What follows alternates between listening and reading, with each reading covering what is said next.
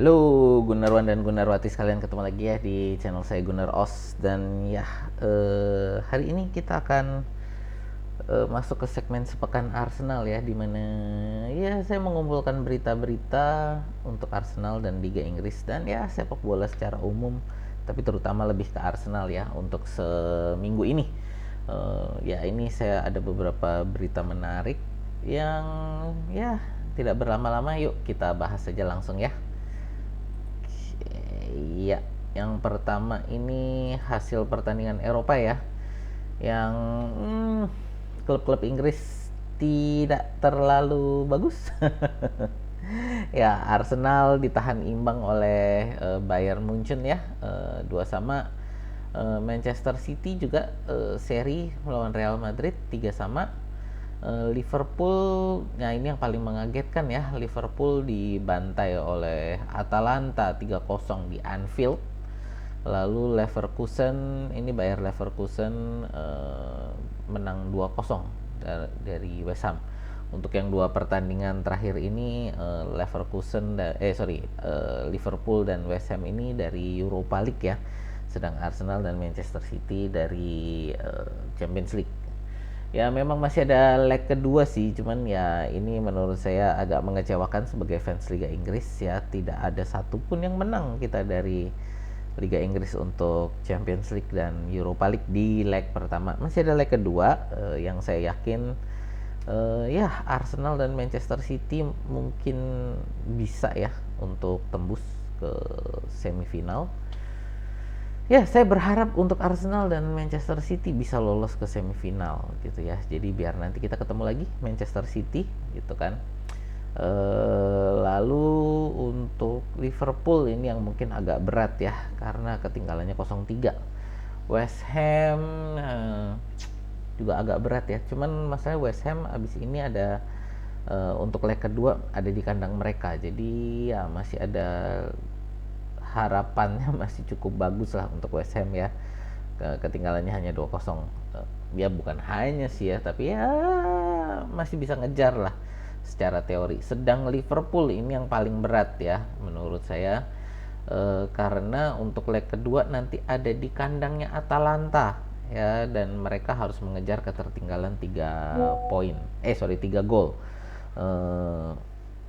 Atalanta ya, tim-tim Italia itu kan untuk pertahanannya terkenal bagus ya. Jadi ya kita lihat bagaimana Liverpool. Jujur saya sebagai penggemar Liga Inggris, saya sangat berharap untuk tim-tim Inggris di pertandingan Eropa manapun untuk mereka bisa untuk bisa maju lebih jauh gitu ya. Jadi untuk Liverpool dan West Ham juga saya berharap bisa maju sejauh-jauhnya. Sedang untuk Manchester City ya semoga kita ketemu di semifinal dan kita bisa ngalahin Manchester City. Gitu ya. Ya inilah hasil pertandingannya yang ya kurang begitu bagus bagi tim-tim Inggris, tapi ya it is what it is. Inilah hasilnya dan ini yang sudah kejadian. Ya semoga nanti di leg kedua bisa lebih bagus ya. Berikutnya kita mau ngomong berita ini tentang dari Arsenal ya, dari Arsenal ini bahwa ada kemungkinan Kai Havertz ini dengan dia apa ya, perkembangan dia sekarang sebagai central forward ya, pada dasarnya kan dulu dibeli dia sebagai midfield. Arteta membeli dia sebagai midfield untuk menggantikan Granit Xhaka. Ternyata ya pada saat Gabriel Jesus cedera, Eddie Nketiah juga tidak terlalu bisa apa ya, tidak terlalu bisa diharapkan. Jadi untuk performanya juga tidak terlalu bagus. Akhirnya dicobalah Havertz ini di central forward dan ternyata berhasil gitu ya. Mulai percaya dirinya naik, cetak gol berulang kali juga dengan asisnya. Saat ini dia ada 10 gol dan 4 asis di berbagai kompetisi ya. Kurang, saya kalau nggak salah ingat hanya kurang 4 gol dan 1 asis dari musim terbaik dia di Chelsea gitu ya. Jadi ini ya menurut saya merupakan satu apa ya, satu revelation ya, bahwa kita punya striker ini. Dan saya pernah bikin video tentang Havertz ini ya, bahwa ini mungkin striker yang kita cari. Dan saya selalu bilang bahwa kalau kita cari striker ini kemungkinan besar bukan striker murni gitu loh. Nah, ini dengan perkembangan Havertz sebagai central forward ini mengubah prioritas Arsenal, diberitakan mengubah prioritas Arsenal. Tadinya mencari striker utama, kemungkinan besar akan menjadi mencari striker pelapis, dan itu pun mungkin bukan di posisi central forward, lebih ke posisi winger untuk melapis Martinelli dan atau Bukayo Saka. Ya, kemungkinan besar sih akan dicari yang kanan untuk Saka, karena Saka saat ini yang benar-benar tidak punya pelapis. Di sebelah kiri itu ada Martinelli, Trossard, dan kalau mau sebenarnya juga Jesus bisa ditaruh di kiri. Di tengah kita punya Jesus, ya Havertz ini, dan Eddie Nketiah. Ya walaupun Eddie Nketiah mungkin musim depan kemungkinan besar bisa jadi dilepas gitu ya. Nah, di kanan kita ada Saka dan Reiss Nelson, dan Reiss Nelson ini baru satu kali menurut saya kemarin dia menunjukkan performa dia pada saat melawan saya kok lupa sih, bukan Brighton, sebelum Brighton itu Luton pada saat melawan Luton. Jadi ya Luton sendiri kan juga tim papan bawah, jadi juga tidak terlalu bisa dihitung lah ya, seperti itu. Jadi untuk teman-teman yang berharap Arsenal beli marquee signing, jadi striker dengan harga mahal seperti Osimhen, lalu Vlahovic, ya, dan model-model itulah ya, jangan terlalu berharap banyak. Kemungkinan besar Arsenal akan membeli pemain muda yang akan dibentuk, yang akan dibina untuk jangka panjang. Jadi bukan, kemungkinan besar bukan pemain yang akan langsung bisa dipakai gitu ya. Jadi ya manage your expectations gitu ya. Jadi tolong ekspektasinya jangan berharap Arsenal untuk beli striker nama besar lah ya di jendela transfer musim panas berikutnya. Ya, lalu ini juga sehubungan dengan striker ya, Brentford ini dikabarkan sudah mendiskon harga Ivan Toney ya, yang tadinya kita perkirakan harganya akan ada di kisaran seratusan juta pound sterling. Saat ini diperkirakan Brentford mau terima harganya di kisaran 30 sampai 40 juta pound sterling. Ya, ini tentu mengagetkan bagi banyak fans, terutama mungkin fans klub-klub yang mencari striker ya. Arsenal salah satunya, Chelsea, lalu juga Manchester United, dan mungkin saat ini juga Liverpool ya. Kalau kita lihat kemarin bagaimana Darwin Núñez ya amat sangat tidak efektif gitu ya. Nah ini jadi ini membuat banyak klub dan para fansnya juga ya mulai ribut nih untuk ayo beli Toney.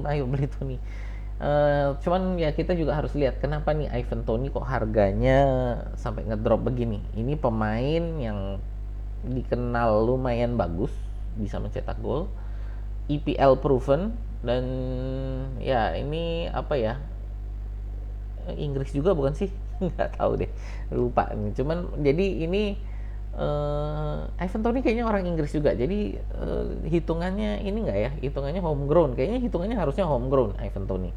Jadi dengan harga 100 jutaan sebenarnya untuk Ivan Toney ini nggak terlalu mengagetkan, tapi kenapa harganya turun, ini yang harus menjadi lampu kuning sebenarnya bagi klub-klub.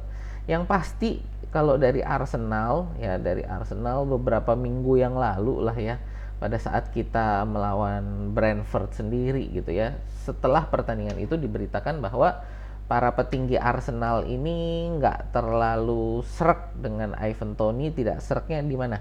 Tidak srek dengan tingkah laku dia, dengan attitude dia ya. Waktu itu hampir berantem dengan, bukan hampir, kayaknya sudah berantem ya dengan Gabriel Magalhaes gitu. Jadi itu attitude yang tidak terlalu disuka oleh para petinggi Arsenal gitu ya. gampang berantem di lapangan, lalu juga sehubungan dengan kecanduan judi dia ya.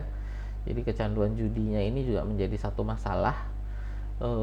Lalu ya perilaku dia di luar lapangan di mana dianggap itu tidak menghargai Brentford sebagai klub klub tempat dia bernaung gitu loh, dimana berkali-kali Ivan Toney ini dalam wawancara itu menyatakan tidak sabar untuk segera bisa ditransfer keluar dari Brentford. Jadi dianggap ini tidak menghargai klub tempat dia bernaung gitu. Jadi ya dari Arsenal ini sepertinya sudah tidak tertarik lagi dengan Ivan Toney. Mungkin inilah kenapa harga Ivan Toney ini didiskon. Jadi dari Brentford ini ingin segera menjual karena ya ini juga tadi ya dari berbagai wawancara yang ingin segera keluar Ivan Toney-nya. Jadi Brentford sepertinya ingin segera menguangkan Ivan Toney ini biar cepat, biar segera keluar, biar bisa diganti pemain lain. Dan sepertinya juga ini salah satu penyebabnya adalah karena Arsenal mengundurkan diri dari perburuan gitu ya. Jadi kemungkinan besar kayaknya ini cuman perkiraan saya aja. Jadi ini cuman spekulasi saya aja bahwa Arsenal ini satu-satunya klub yang memang benar-benar tertarik dengan Ivan Toney, dan karena attitude-nya itu lalu mengundurkan diri, dan itulah yang membuat dari Brentford lalu ini memotong harganya gitu ya. Jadi kalau dari saya sih ya dengan tadi ya sekali lagi dengan kondisi Havertz tadi kayaknya nggak terlalu masalah kalau kita nggak ngejar Ivan Toney gitu ya. Jadi biarlah ini mungkin untuk klub-klub lain yang kalau menurut saya mungkin justru akan bisa mengganggu keharmonisan ruang ganti mereka gitu. Jadi kalau dari saya sih kita tidak mengejar Ivan Toney, menurut saya nggak masalah, biarin aja itu, nggak terlalu penting gitu ya. Berikutnya kita ngomong ini ada bukan aturan lah ya, tapi penerapan teknologi baru. Ini teknologi offside semi otomatis. Ya, jadi ini apa ini sebenarnya semi automatic offside technology gitu. Jadi ini tambahan lagi bagi VAR. Jadi tambahan lagi bagi VAR. VAR sendiri ini sebenarnya teman-teman harus ngerti ya.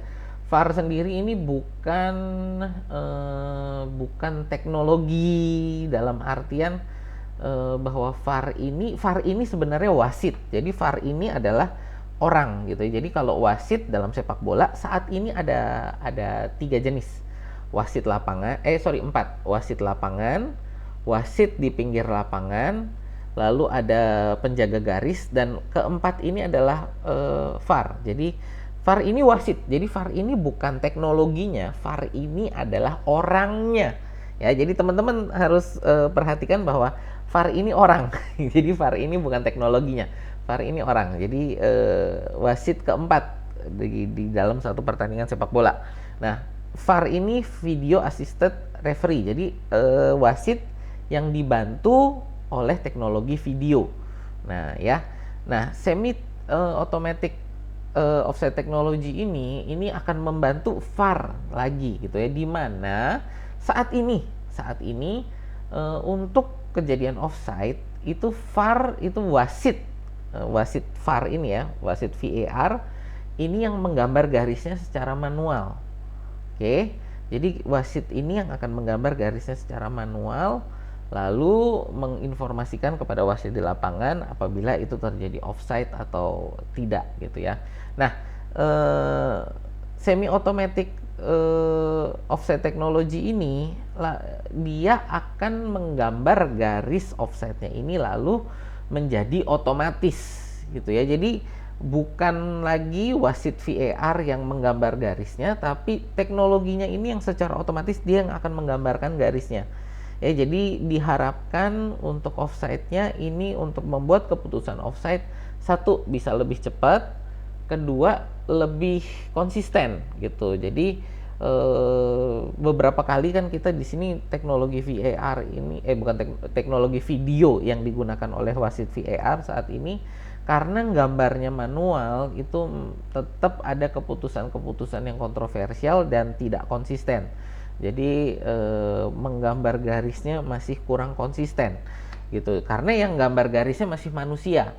Di sini nanti yang menggambar garisnya adalah komputer. Jadi komputer dari teknologi AI yang akan menggambar garisnya itu gimana, lalu semi otomatisnya di mana, bahwa yang menyatakan bahwa itu offside atau tidak offside bukan komputer, yang menyatakan offside atau tidak offside ini tetap wasit VAR gitu ya. Jadi bukan full automatic ya. Kalau full automatic itu yang menggambar nanti komputer, yang memutuskan offside juga komputer. Nah, ini tidak seperti itu. Jadi di sini tetap yang menggambar garis yang menggambar garis offside-nya ini komputer, tapi nanti yang memutuskan tetap wasitnya gitu ya. Wasit VAR-nya nanti yang tetap memutuskan bahwa itu offside atau tidak offside. Ya, intinya sih harapan kita ini bisa lebih cepat tadi ya, dan kedua lebih konsisten. Dan ini sudah di voting oleh klub IPL, dan votingnya sudah hasilnya adalah bulat. Jadi tidak ada klub yang menentang. Semua klub setuju dengan teknologi ini diimplementasikan, kemungkinan besar nanti akan di musim depan akan diimplementasikan. Musim depan pun sepertinya tidak langsung ya, kalau nggak salah mungkin akan ada di pertengahan, cuman nanti kita lihat ya apakah bisa dipercepat atau memang mesti menunggu. Cuman sih yang pasti bukan musim ini akan digunakannya nanti di musim depan. Dan untuk info juga, teknologi ini sudah digunakan oleh FIFA dan oleh UEFA. Jadi di Piala Dunia sudah digunakan, dan untuk di berbagai liga lain selain di IPL ini juga sudah digunakan. Jadi ini teknologi ini sudah digunakan di mana-mana. Baru sebenarnya IPL ini untuk semi offside teknologi ini, semi automatic offside teknologi ini sebenarnya agak terlambat gitu ya pemakaiannya gitu, dibandingkan dengan liga-liga lain yang sudah ada gitu ya. Next. Nah, ini kita ada pembaruan lagi untuk aturan FFP gitu ya. Jadi saat ini kita di IPL untuk aturan keuangan ini memakai namanya PSR, Profitability and Sustainability Rules. Saat ini, nah ini belum, jadi ini peraturan ini belum digunakan ya, tapi lebih tepatnya klub-klub Liga Inggris saat ini secara voting meminta agar aturan PSR ini ditinjau ulang, dan untuk ditinjau ulang untuk diganti aturannya dengan yang namanya Squad Cost Control Ratio ya. Jadi kalau PSR itu adalah mereka menghitung pengeluaran klub selama 3 tahun. Dalam 3 tahun ini kerugian yang dialami klub ini tidak boleh lebih dari 105 juta pound sterling. Ada ada aturan-aturan di mana bahwa pokoknya 105 itu yang dihitung sebagai kerugian. 105 itu itemnya apa aja, itu ada, saya udah pernah bikin video, boleh dilihat di sana nanti. Intinya bahwa dalam 3 tahun berturut-turut ini klub tidak boleh punya kerugian lebih dari 105 juta pound sterling ya. Dalam squad cost control ratio ini yang diubah apa? Bahwa klub itu untuk pemakaian kepentingan squad, yaitu untuk transfer pemain, gaji pemain, biaya apalagi biaya agen, intinya adalah untuk biaya-biaya di mana ini adalah untuk pemain. Jadi bayar gaji, ya itulah semua, bayar gaji, bonus, biaya agent, biaya transfer, bla bla bla, ini semua untuk pemain ini itu tidak boleh lebih dari 85% dari omset. Ya, jadi contoh misal ini saya hanya sebagai contoh aja ya. Omset satu klub ini adalah 1 miliar pound sterling, berarti dia hanya untuk pengeluaran ini semua hanya boleh 850 juta pound sterling gitu. Nah, jadi kalau eh, misalkan Arsenal lah contoh, misal omsetnya 500 juta pound sterling, itu berarti dia hanya boleh untuk semua tadi pengeluaran pembelian pemain, bayar agennya, bayar gaji, bayar bonus dan lain-lain ini semua itu hanya boleh 425